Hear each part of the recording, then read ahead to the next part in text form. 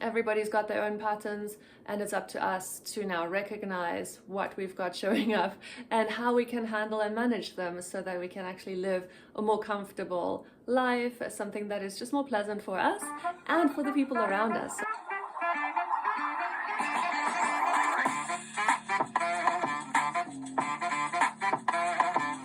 Hello and welcome back.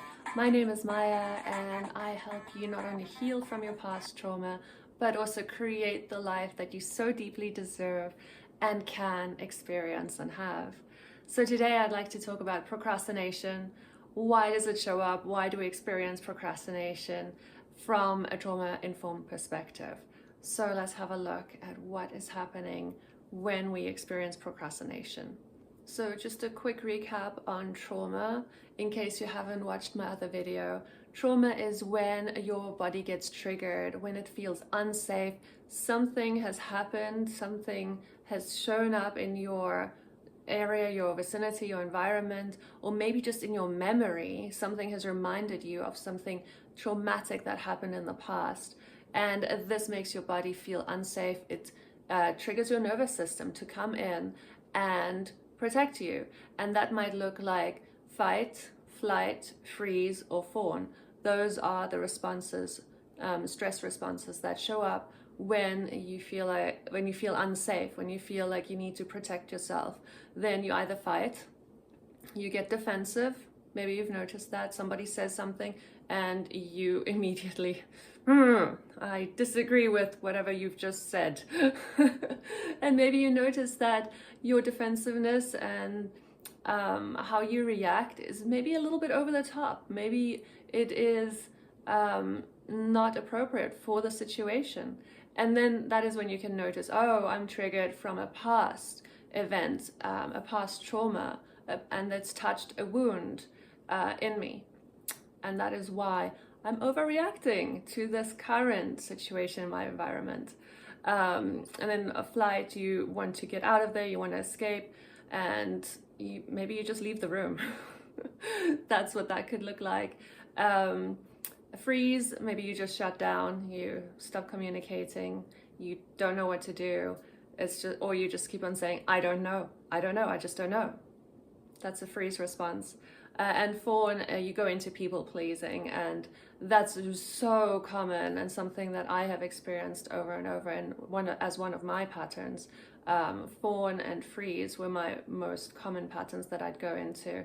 And everybody's got their own patterns, and it's up to us to now recognize what we've got showing up and how we can handle and manage them so that we can actually live a more comfortable life, something that is just more pleasant for us and for the people around us, so we can have a more fun life, a more connected life, and basically just a good time. So that's what we are looking to achieve here. So now that we understand or had a quick recap of stress and trauma responses, fight, flight, freeze, now let's have a look at where does procrastination fit into this. So here are 7 ways that procrastination might show up. It can show up as perfectionism.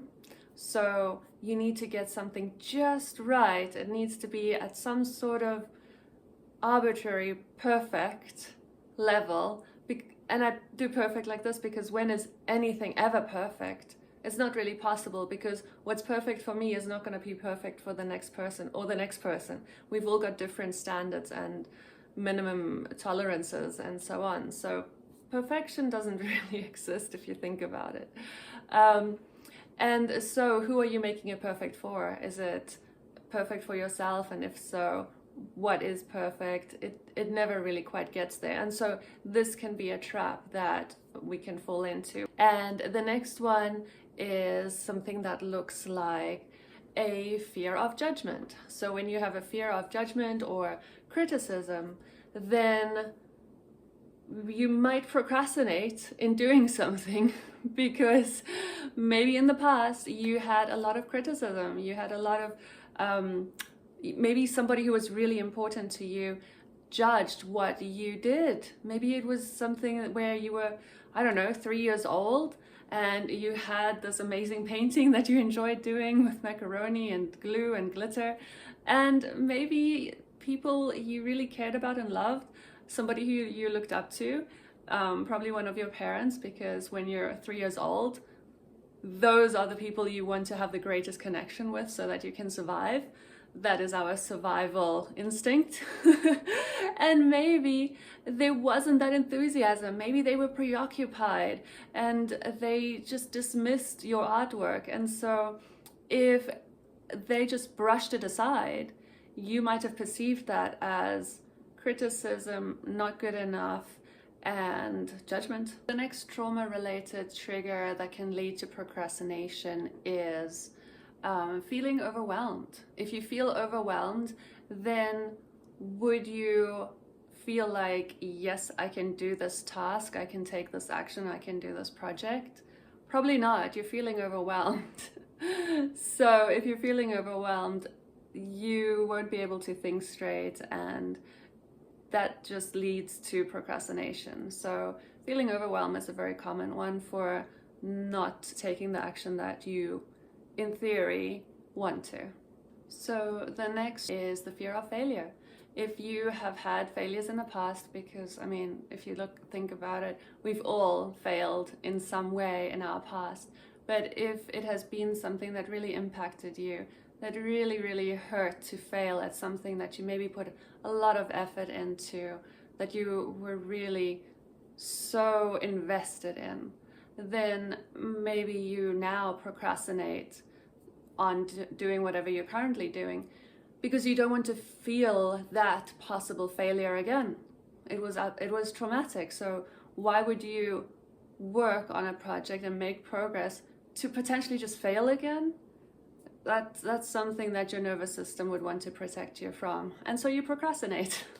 So it makes perfect sense, right? And the next trigger is low self-worth. If we have low self-esteem, we lack the confidence, then it's also pretty common to procrastinate because we just don't think we can actually do it. We're not good enough. We're basically not going to be able to do this thing because we just don't see ourselves as capable. And so procrastination would be the obvious solution there, because there's that distance between being able to do it and feeling like, oh no, I don't think I'm capable. And that will be a form of self-sabotage. But overall, procrastination is a form of self-sabotage anyway. It's a protection mechanism, right? So it is trying to keep us safe from feeling these terrible feelings, this hurt, this pain that we experienced in the past. And so it sabotages our efforts with procrastination, so that we just don't move forward, we don't make progress, and we don't get to that goal that we have in mind or we've set for ourselves. And finally, the last one, the final trauma-related trigger that can lead to procrastination is analysis paralysis. You've probably heard of this one before, where you just keep on looking at different options and not coming to a conclusion or making a decision. And again, this is just a protective mechanism because trauma can impair our ability to make decisions. We don't feel confident, which is related to the self-esteem again, to make this decision. And so that results in procrastination and analysis paralysis. So there you have the 7 triggers that are trauma-related that show up as procrastination. So maybe you recognize one or the other that you might have experienced. I know I have experienced probably most of these and worked my way through them, which is not easy, but it helps to have the awareness so that I can recognize, oh, okay, so trauma is here. I have experienced something negative in my past, and so now I feel a little bit nervous, anxious, and scared to move forward, and it's showing up as procrastination in one of those forms, maybe feeling overwhelmed. I had that a lot. So when I feel overwhelmed, I would actually go into freeze. I would just want to do everything, but just feel like I just can't even do anything. And it's like having the foot on the gas, wanting to do everything consciously, but the foot on the brake, the other foot on the brake, because my subconscious is absolutely triggered in fear and cannot move forward because it's reminding me, remember way back when in the past, that was a terrible experience and I'm going to protect you from that.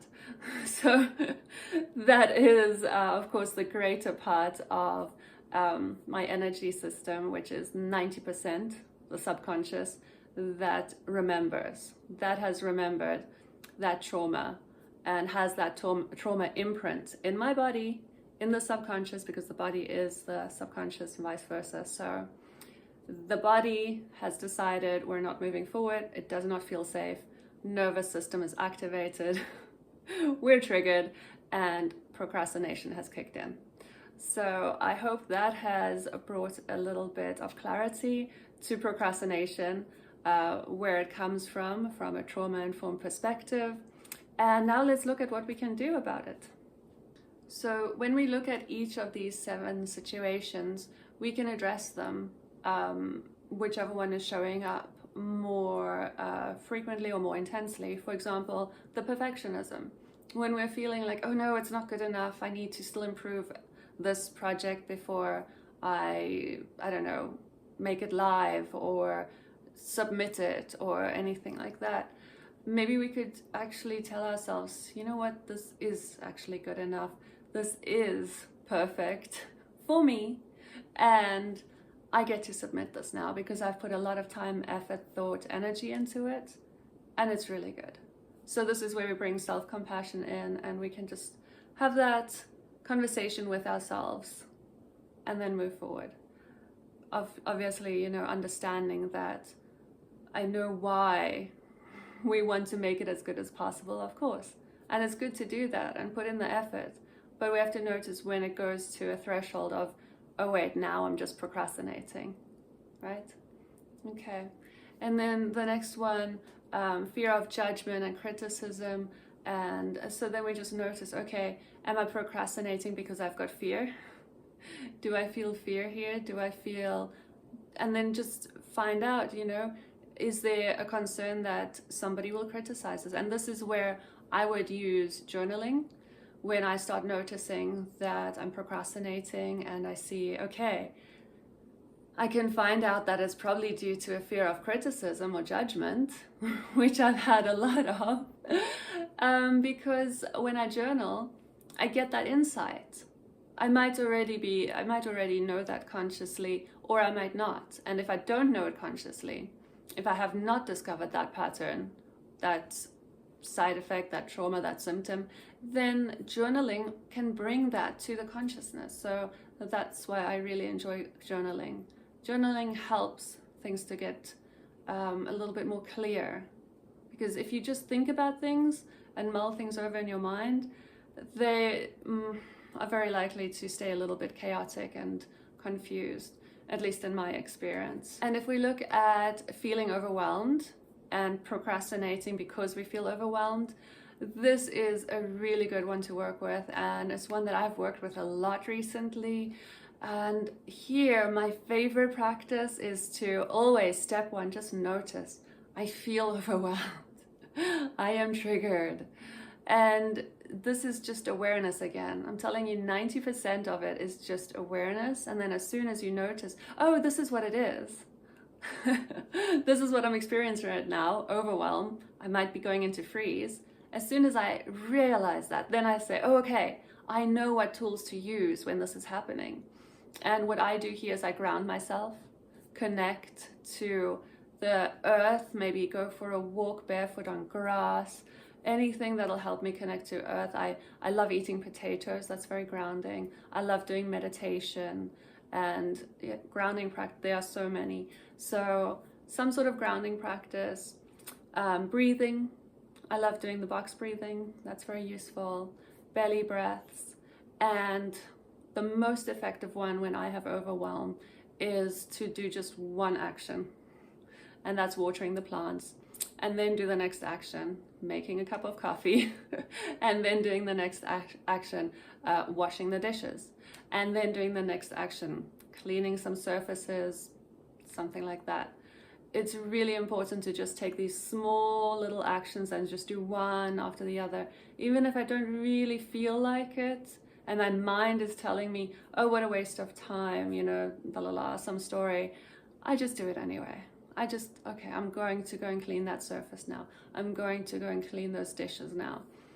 It works like magic. And so this is why I keep talking about it, because it just works so well for me when I experience overwhelm and might be going into freeze, or if I am in freeze. Okay, and so just working with these sort of procrastination symptoms, you can just bring awareness to them. That's the most important. Just bring awareness to them, and then just ask yourself, what do I need right now? You can ask your nervous system, what do you need right now to feel safe? Because when you're triggered, when you're in procrastination, your nervous system is not feeling very balanced or safe. So ask yourself then, you know, just cut to the chase and just say, nervous system, I'm noticing that you're not feeling so great right now. What do you need to feel safe and supported? What can I do for you? And then you will get a response. Tap into that intuition, because you know what you need, because your body is the one that is feeling out of balance. So it will also be able to tell you what it needs to come back into balance, feeling grounded, safe, secure, supported, loved, held. So that is what I will leave you with today. I hope you've enjoyed this video. I hope it's been helpful or useful or just entertaining. And if you have enjoyed it, please click the like button, subscribe, and I wish you a beautiful day. See you soon. Bye.